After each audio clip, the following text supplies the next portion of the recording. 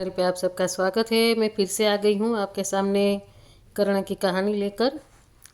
तो चंपा नगरी मेरी जीवन सरिता का वह सुंदर मोड़ है जो मुझको बहुत ही प्रिय लगता है।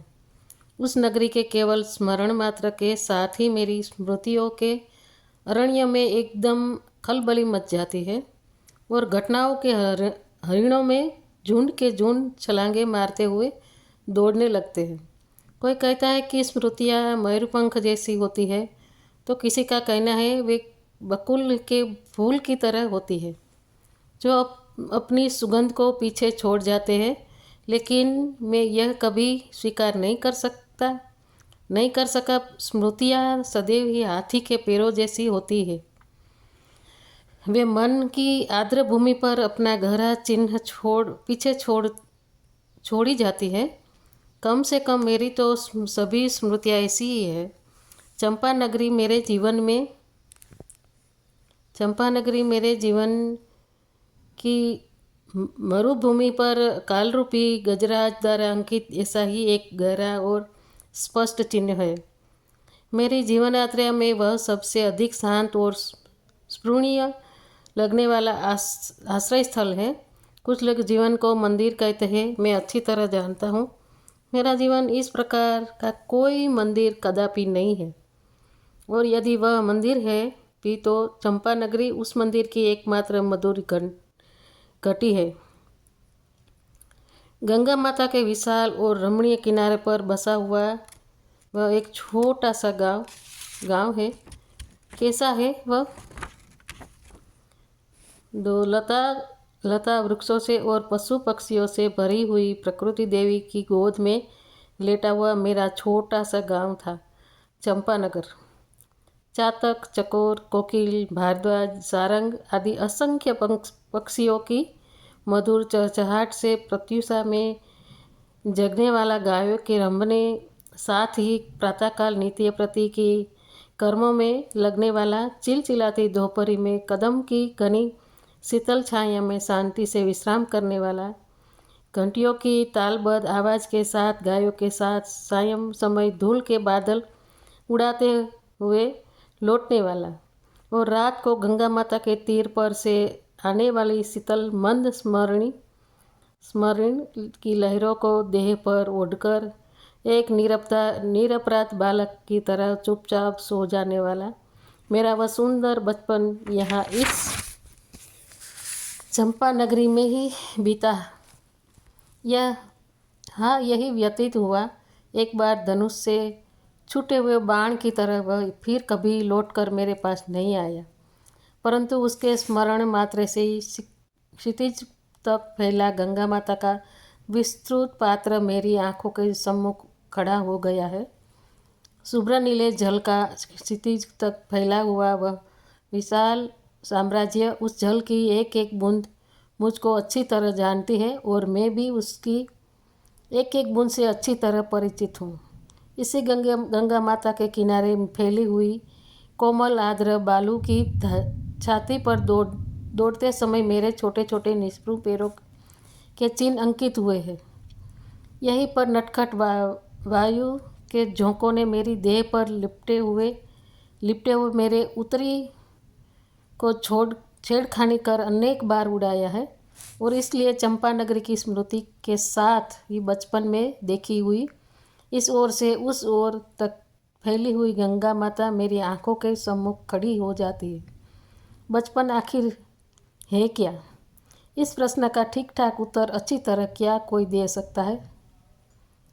अनेक लोगों ने अनेक प्रकार उसका वर्णन किया है, परंतु यदि मुझसे पूछा जाए तो मुझको तो वह सदैव रथ की तरह लगता आया है।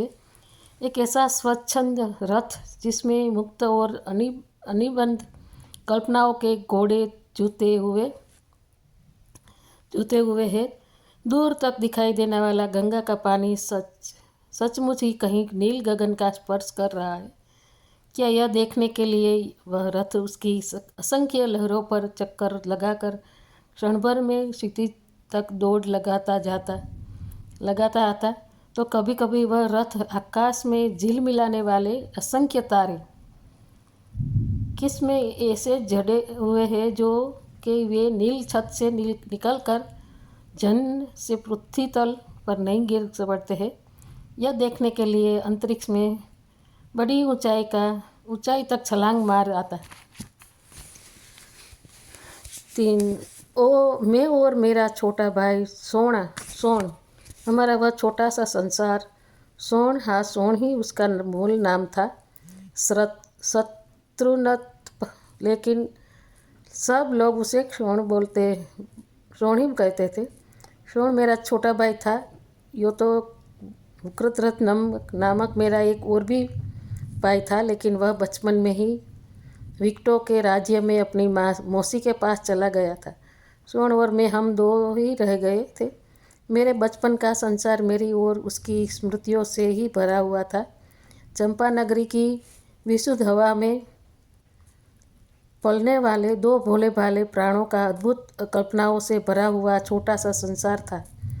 वह वहाँ झूठी प्रतिष्ठा के बनावटी दिखावे नहीं थे, या अपने स्वार्थ के लिए एक दूसरे को फूटी आँख से भी न देख सकने वाली असूया नहीं थी। वह केवल 2 भाइयों का निस्वार्थ विश्व था, और उस विश्व के केवल 2 ही द्वारपाल थे। एक हमारी माता राधा और दूसरे हमारे पिता अथिरथ। आज भी उन दोनों की स्मृतियों मेरे हृदय के एक अत्यंत कोमल तार को झंकृत कर देती है, और अनजाने ही कृतज्ञता से कुछ, बोझिल से तथा ममता से कुछ, रसिक्त से 2 अश्रु बिंदु तत्क्षण मेरी आँखों में छलक आते हैं। लेकिन क्षण भर के लिए ही, तुरंत ही मैं उनको पोंछ लेता हूँ, क्योंकि मैं जानता हूँ कि आंसू दुर्बल मन का प्रतीक है। संसार के किसी भी दुख की आग अश्रु के जल से कभी बुझा नहीं सकती।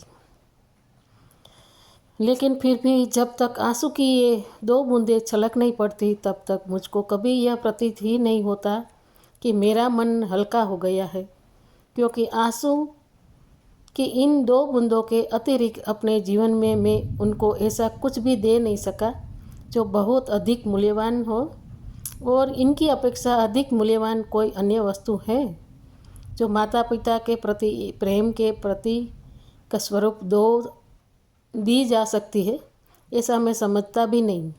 मेरे माता पिता ने कभी किसी प्रकार की आशा मुझसे नहीं की थी। उन्होंने मुझको जो कुछ दिया था वह निरा प्रेम ही था। इसलिए उनके स्मरण से मेरी आँखों में कृतज्ञता से कुछ, बोझिल से तथा ममता से कुछ, रसिक्त से केवल 2 अश्रु बिंदु ही भर आते हैं। 4 मेरी माँ तो ममता का विशाल समुद्र ही थी। मुझको बचपन में सभी नगरजन वसुसेन कहते थे। मेरा छोटा भाई सोन मुझको सदैव वसु भैया कहता था। माँ तो मुझको दिन में सैकड़ों बार वसु वसु कहकर बुलाती थी। उसने मुझको केवल अपना दूध ही नहीं पिलाया था, बल्कि उसके विशुद्ध प्रेम का अमृत भी मैं जब तक जी भर कर पीता आया था। सबको समान भाव से प्रेम करने के लिए मानो उसका जन्म हुआ था।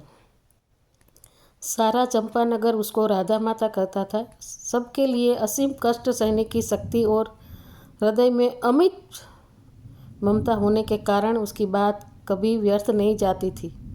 मेरे कानों में 2 जन्मजात कुंडल थे।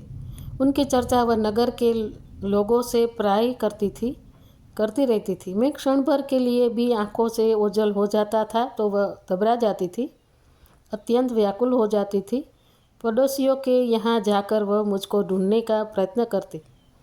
मुझको अपने सामने बैठकर वह घंटों अकारणी मेरे कानों को कुंडलों की ओर टकटकी बांधकर देखती रहती। देखते देखते वह अपनी सुध बुध को खो देती।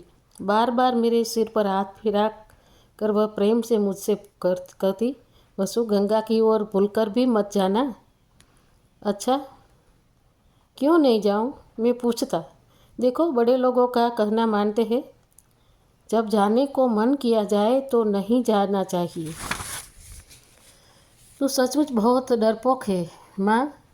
अरे चले जाएंगे तो क्या हो जाएगा? नहीं रे वसु। मुझको एकदम पास खींचकर मेरे बालों के अपनी उंगली लंबी उंगलियों फिराती हुई वह मुझसे पूछती, वसु मैं तुझको अच्छी लगती हूँ या नहीं? हाँ कहकर मैं सिर झिलाता मेरे कानों में इलाई के साथ हिलने वाले कुंडलों की ओर विस्मय से देखती हुई वह कहती, तो फिर मेरा आदेश समझकर कभी गंगा की ओर मत जाना। वह मुझको कसकर झकड़ती हुई कहती। उस समय उसकी आंखों में एक अजाना भय तैरने लगता था। उसका मन रखने के लिए मैं कहता, तू कहती है तो नहीं जाऊंगा, बस अब तो ठीक। यह सुनते ही वात्सल्य से अभिभूत होकर वह मुझको एकदम पास खींच लेती और आलिंगन में कस लेती, मेरे सिर को और कानों को पटापट चूमती। उस समय मेरी इच्छा होती कि